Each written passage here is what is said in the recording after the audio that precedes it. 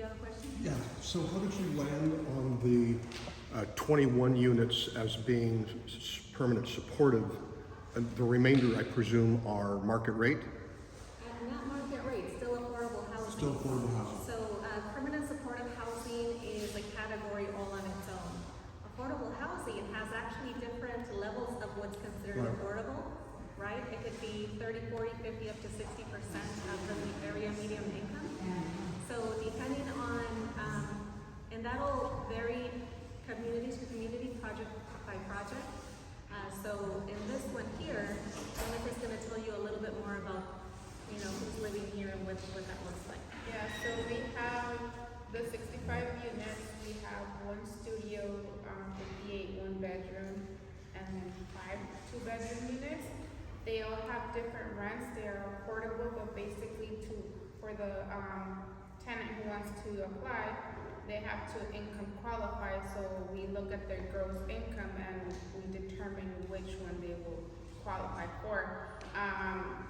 The 30s, we have mostly 45, 50 to 60, meaning that depending on their income, they can make up to such a certain amount of income, and that varies on what the rent will be. That determines it. Let's say, for example, we have a 1-bedroom. The highest rent is 1,680, and then we have a 2-bedroom at the highest rent as well as 1,680. So they are the same prices, but it's just different things that we need to make them qualify. And of course, we're all curious, what's the lowest rent? 1,170 is the studio. The 1-bedroom is 1,240. So none are market rate, the rest are low income, and then permanent housing. Okay. Yes. So I'll go back to the original part of the first stage of the question. How did you land on 21 units there in terms of the ratio of the rest of everything else? So a lot of different factors kind of aligned to give us those numbers. So for example, Father Barrett mentioned that initially we were looking at 3 stories. We made it 2 stories at the end. Conversations with the city, minimums versus maximum numbers of this or that. It really, it becomes kind of a collaboration decision towards the end of what those numbers look like. But everything's looked at, everything's brought to the table. Conversations are being had at many levels to get that magic number that will work for everyone. I'm sorry, I wasn't listening. What's the total number of units? 60 miles. The 21 is actually pretty good. That's a lot. Yeah, that's a lot. That's a good success. Yeah, so for those 21, they pay only 30% of their income. Yeah. Obviously, they have to qualify too, but 70% of their income comes from their rent is being paid by the city. Yeah. But yeah, like in another property that we're under construction right now, they are 65 units or 66 too, and they only have 8 PSH. Yeah, I think we're looking at 11 in Fullerton on our little Commonwealth. I can't remember what number it was. The really nice thing about National Court is that we've been around for over 30 years, right? This is not the first community where it's one of over 100. And depending on the community, it's 100% PSH, it's only 10% PSH. So we've done it all, we've tried it all, we're pretty good at what we're doing. And I then would I see agree. there's a hand up there, and then we'll go here. Perfect. Do they have to be residents of Placentia to qualify, or? For this specific property? Yes. No. To get into the apartment? For this one, no. No, it was a lottery.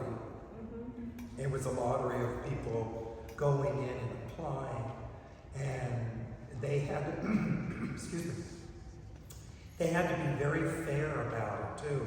Some people said, "Oh, I bet your church members got it in."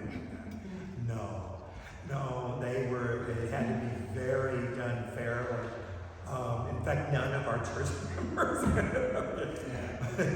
But the opportunities to do that, I thought it was very well done, how they did a lottery system.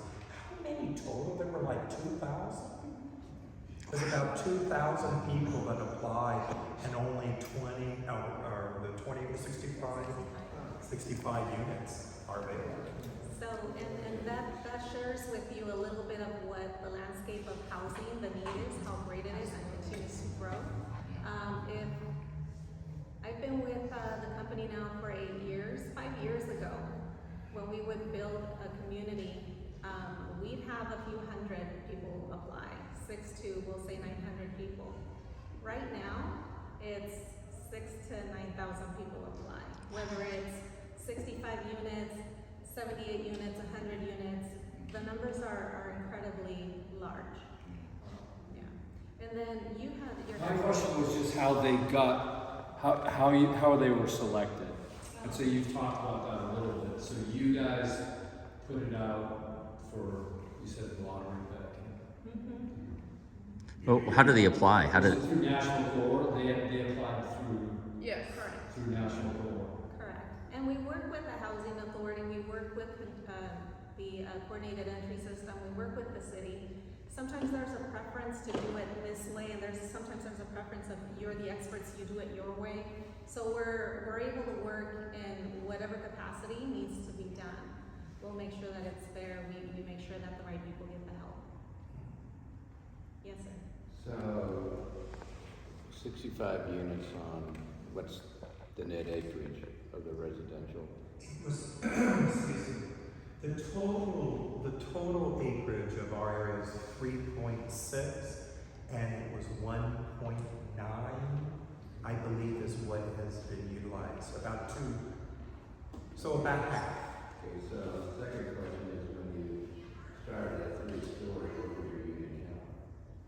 I'm sorry, When you started at 3-story, what was the unit count? Oh, no, it was originally still the same. What they did is they reconfigured in such an incredible way, only the architects know how to do it, where they turned it into the 2 stories still with the 65 units. You Yes. started at 65.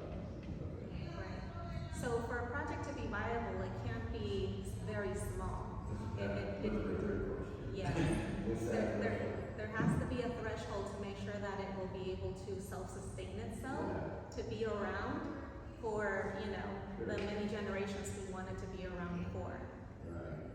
What number Yeah, what's that? do you choose that makes it sustainable? So, I'm sure there's a formula that I'm not familiar with, but I'm sure it'll have to, it's determined by the number of acreage and how high we can go. So, but I don't know for certain what